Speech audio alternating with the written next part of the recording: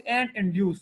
सो autonomous consumption वो consumption कि आपकी इनकम जीरो भी हो, ठीक है ना, तो फिर भी आप कुछ ना कुछ कंज्यूम करेंगे। This is the level of consumption that would take place even if income is zero, is called autonomous consumption, ठीक है जी। और इंड्यूस कंजम्पशन वो कंजम्पशन होती है कि जैसे जैसे आपकी इनकम, मैंने आपसे कहा, बढ़ेगी तो आपकी कंजम्पशन भी बढ़ेगी, तो इसको कहते हैं ऑटोनोमस कंजम्पशन, ठीक है। और ये अभी हम पढ़ते हैं कि एमपीसी क्या होता है, ठीक है, ये भी पढ़ लेंगे। तो ऑटोनोमस कंजम्पशन में और इंड्यूस कंजम्पशन में कोई कंफ्यूजन? शाबाश।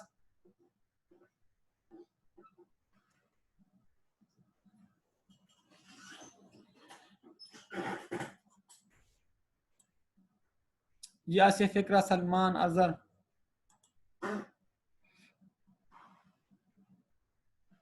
ये आप इसका ग्राफ देख लें। भाई आपके पास कुछ पैसे भी ना हो तो फिर ये तो नहीं कि बंदा भूख से मर जाए, कुछ ना कुछ तो कंज्यूम करोगे ना, कहीं से कुछ ना कुछ लाओगे कि नहीं? भाई मेरा समझे ना, इवन अगर आपके पास इनकम आपकी जीरो भी हो ना, तो ये तो नहीं कि आप हाथ, इंसान के पास पैसे ना भी हो ना तो वो कहीं से ना कुछ यार, कोई चोरी करेगा तो कुछ ना कुछ तो करेगा ना, कुछ ना कुछ तो कंज्यूम करेगा ना, कि नहीं वो सांप है सिर्फ मट्टी ही खाएगा। अब मेरी बात समझ रहे हो कि नहीं समझ रहे भाई? उसकी बुनियादी जरूरियात नहीं होगी, फूड, क्लॉथ, शेल्टर, उसकी बुनियादी जरूरत नहीं होगी, कुछ ना कुछ तो कंज्यूम करेगा, नहीं सिर्फ हवा में सिर्फ सांस लेगा। हाँ इसी तरह है जुमात की वो उखरू, बिल्कुल ठीक था।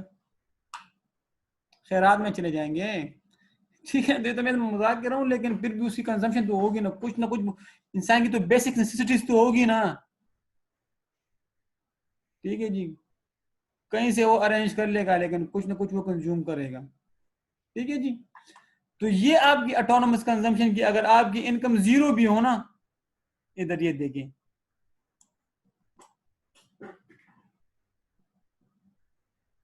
बिल्कुल सही है, बिल्कुल सही है, ऑटोनोमस कंज्यूमर है, बिल्कुल ठीक है जी।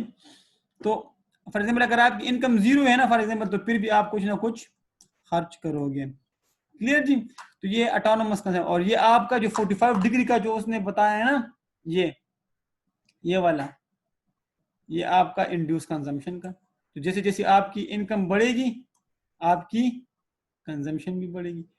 तो जिस तरह अगर आप तो हम फिक्स कास्ट का, वैसे मैं बता रहा हूँ कि जिस तरह हम फिक्स कास्ट का कोई भी चीज प्रोडक्ट प्रोड्यूस नहीं कर रहे थे, तब भी हमारे पास फिक्स कास्ट यहाँ से शुरू होती थी, ठीक है। तो इसी तरह ऑटोनोमस कंजम्पशन भी, अगर हमारे पास इनकम जीरो भी हो, हम अपना खुद ना भी कमाएं, तो कहीं से कहीं अरेंज कर लेंगे और कंज्यूम करना शुरू कर देंगे, ठीक है। लेकिन जब इंशाल्लाह जॉब पे लग जाएंगे या अपना बिजनेस शुरू कर लेंगे, ठीक है ना, क्वालिफिकेशन के बाद, तो जैसे जैसे हमारी इनकम बढ़ेगी तो हमारे नखरे भी बढ़ेंगे।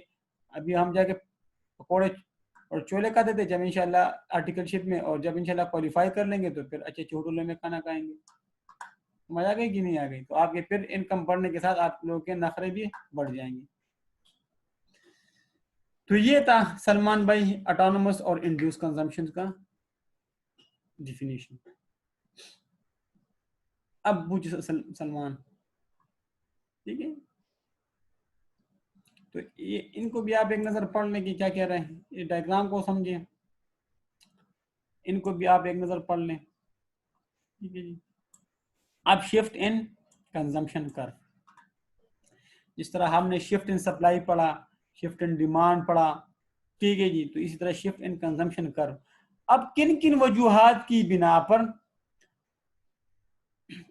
कि इनकम के अलावा वो कौन कौन से फैक्टर्स हैं जिसकी वजह से हमारे कंजम्पशन कर्व में मूवमेंट आ जाती है, कि इनकम के अलावा वो कौन कौन से फैक्टर्स हैं जिसकी वजह से हमारे कंजम्पशन कर्व में चेंज आ जाता है, तो उसको भी पढ़ लेते हैं। ये आप देखें, चेंज इन इंटरेस्ट रेट, ठीक है, इंटरेस्ट रेट कम होगा, ठीक है जी, तो हमारा कर्व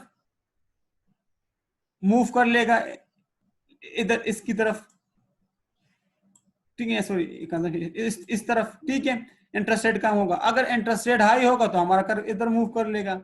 क्लियर जी? तो इंटरेस्ट रेट पर ये सवाल इंपॉर्टेंट है जी, वो आपसे पूछ सकते हैं पहला पॉइंट कि किन किन वजूहात की बिना पर आपका कर्व मूव कर सकता है अदर देन इनकम।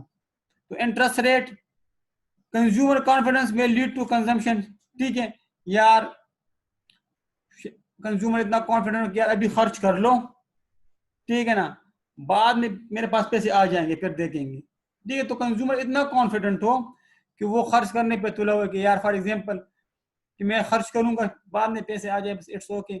या अगर उसको लगे कि यार फ्यूचर में प्राइस के बढ़ने के चांसेस ज्यादा हैं, ठीक है, तो आज मैं खर्च करे, तो वो इतना कॉन्फिडेंट है कि शायद फ्यूचर में प्राइस जरूर बढ़ेगी, आज मैं खर्च कर लूंगा। तो ये 2-3 पॉइंट्स ऐसे हैं कि इनकी वजह से आपका कर्व राइट या लेफ्ट की तरफ शिफ्ट हो जाता है। तो इसको कहते हैं शिफ्ट इन कंजम्पशन कर्व, कि वो कौन कौन से फैक्टर है जिसकी वजह से आपका कर्व राइट या लेफ्ट की तरफ मूव कर लेता है। ठीक है जी, ठीक है, 2-3 पॉइंट्स है उन्हें दिए हुए ना कि किस वजह, इंटरेस्ट रेट आया कंज्यूमर की कॉन्फिडेंस की वजह से, या future change in future change in price, या future expectation in change in price. ठीक है जी, तो ये भी आप देख लें। अब मार्जिनल प्रोफिट टू कंज्यूम, इसको भी आप छोड़ें, इससे भी कोई भी छोड़ दे आप जी, यहाँ तक कोई सवाल, इसको अभी छोड़ दिए, कर लेंगे इंशाल्लाह। इन डायग्राम को आप देख लें, ये इंपॉर्टेंट है जी, न्यूमेरिकल के लिए ये इंपॉर्टेंट है, ऑब्जेक्टिव के न्यूमेरिकल के लिए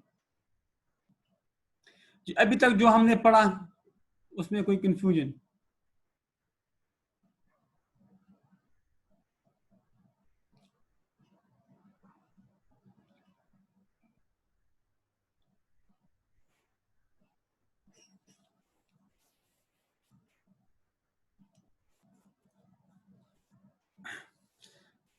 जूम कर लूं कि आप लोगों की समझ आ गई है?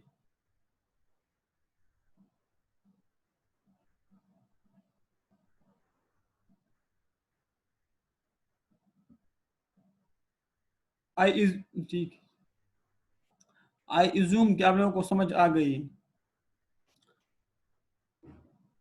ठीक है जी, एमपीसी और एपीसी, ठीक है जी। MPC means marginal profit to consume, और APC means average profit to consume, ये ऑल पार्टीज कॉन्फ्रेंस नहीं है, ठीक है जी। इसको एवरेज प्रोफिट टू कंज्यूम कहते हैं, ऐसा ना हो कि आपका कि ये ऑल पार्टीज कॉन्फ्रेंस। क्लियर? तो MPC marginal profit to consume और APC average profit to consume. अब इसका फार्मूला है चेंज इन कंजम्पशन, ठीक है, और चेंज इन इनकम। जब हम चेंज इन कंजम्पशन को चेंज इन इनकम पे डिवाइड करेंगे तो हमारे पास एमपीसी आएगा, लेकिन APC means total consumption divide by total income, ये इसके फार्मूले जी। और ये बराबर होगा 0 इज लेस देन एमपीसी और MPC is less than 1। In other words कि आपका एमपीसी और एपीसी क्या होगा, ये 1 के बराबर होगा। तो एमपीसी प्लस एमपीएस यानी मार्जिनल प्रोफिट टू सेव, ये 1 के बराबर होगा। क्लियर?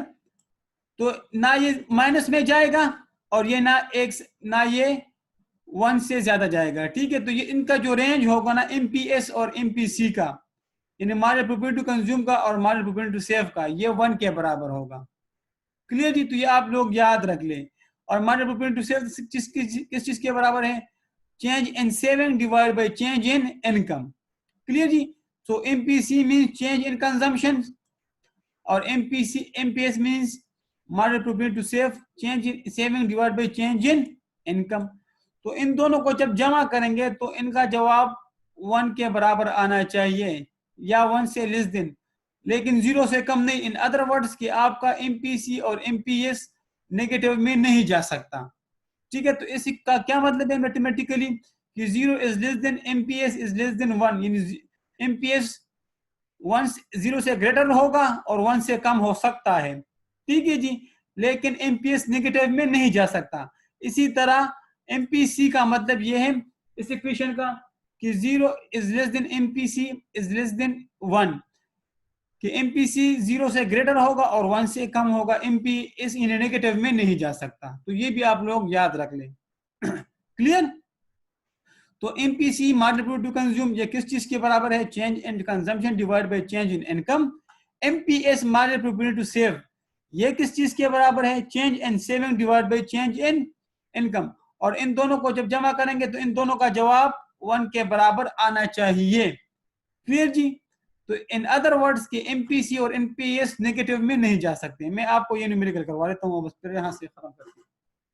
ये देखिए आप, इनकम इंक्रीजेस बाय 10,000, ठीक है, और 7,000 स्पेंड ऑन क्या है नाम कंज्यूमिंग गुड्स एंड 3,000 इससे मैंने आपसे कहा कि फॉर एग्जांपल आपकी इनकम बढ़ गई 10,000 से, so change in income divide by change in income is 10,000। उसमें से आपने 7,000 खर्च कर लिए और 3,000 सेव कर लिए। मैंने आपसे ऊपर क्या कहा कि इनकम बराबर है कंजम्पशन प्लस सेविंग के। तो इनकम आपके अगर 10,000 हुई और आपकी कंजम्पशन 7,000, तो सेविंग कितनी? 3,000। अब हम एमपीसी निकालेंगे। MPC mean change in consumption. जब आपकी इनकम में 10,000 की चेंज आ गई तो एमपीएस किस चीज के बराबर है? Change in consumption 7,000 divide by change in income 10,000 0.7। और एमपीएस किस चीज के बराबर है? Change in saving. तो चेंज इन इनकम 10,000, तो 10,000 की चेंज आने से आपकी सेविंग में कितना चेंज आ गया? 3,000 का, तो 0.3। तो जब हम दोनों को जमा करेंगे एमपीएस और एमपीसी को, तो ये हमारे पास 1 के बराबर आना चाहिए। तो ये एग्जाम्पल भी आप लोग देख लें, ठीक है जी। लेकिन ये फार्मूले आप लोगों ने याद रखने, और ये एवरेज का तो मैं आपको एक न्यूमेरिकल भी करवा दूंगा इंशाल्लाह नेक्स्ट क्लास में। क्लियर जी? तो ये इंपॉर्टेंट है ऑब्जेक्टिव के लिए। याद रखिए कि एमपीसी और एमपीएस नेगेटिव में नहीं हो सकता, इसका जवाब नेगेटिव में नहीं आना चाहिए, बल्कि दोनों को जब कंबाइन करेंगे तो जवाब 1 के बराबर, और जब दोनों को कंबाइन करेंगे तो उसका आंसर भी ग्रेटर देन 1 नहीं आना चाहिए, नहीं आना चाहिए। अब आप अपना सवाल टाइप करते जाएं, शाबाश।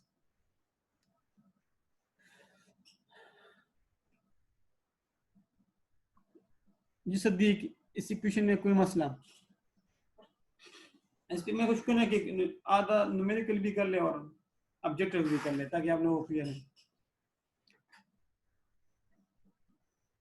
नहीं तो अगर देखो अजहर, 1 से किस तरह, अगर दोनों को कंबाइन करके 1 से भी कम नहीं आएगा। अगर फॉर एग्जांपल आपकी इनकम बड़ी है 10,000 से और आपने 50% कंज्यूम कर लिया और 50% सेव कर लिया, तो एमपीसी फॉर एग्जांपल आपने 50% कंज्यूम करे, तो एमपीसी आपके पास आएगा 50.5, ठीक है। एमपीएस कितना आएगा? वो भी आपके पास 0.5 आएगा। तो दोनों को जमा करेंगे तो 1 के बराबर आना चाहिए भाई। दोनों को क्लब करोगे तो फिर आंसर 1 के बराबर आना चाहिए। क्यों? क्योंकि इनकम के 2 ही हिस्से हैं ना, या कंज्यूम होगा या सेविंग होगा। तो अगर 10,000 से आपकी इनकम बढ़ी और 50% आप 5,000 आपने कंज्यूम किया, तो 5,000 आपने सेव किया, तो दोनों का वो जब आंसर निकालोगे तो 1 के बराबर आना चाहिए। तो कंबाइन करोगे तो फिर 1 के बराबर आना चाहिए। लेकिन इंडिविजुअल वो लेस देन 1 आएगा और ग्रेटर देन 0 आएगा। लेस देन 0 नहीं आएगा, नेगेटिव में नहीं आएगा। और इंडिविजुअली ग्रेटर और कंबाइन दोनों कलेक्टिवली ग्रेटर देन 1 नहीं आना चाहिए। वो ये ट्रिक कर सकते हैं आप लोगों के साथ एग्जाम में। तो बाकी भी काइंडली इस इक्वेशन को कंफर्म कर, इन सब में ये टेक्निकल पॉइंट, ये टेक्निकल पॉइंट था ये वाला। तो होप्स हो कि आज के लिए यही काफी। क्लियर जी? इंशाल्लाह फिर नेक्स्ट क्लास में मिलेंगे। बाकी भी जरा काइंडली कंफर्म कर दें कि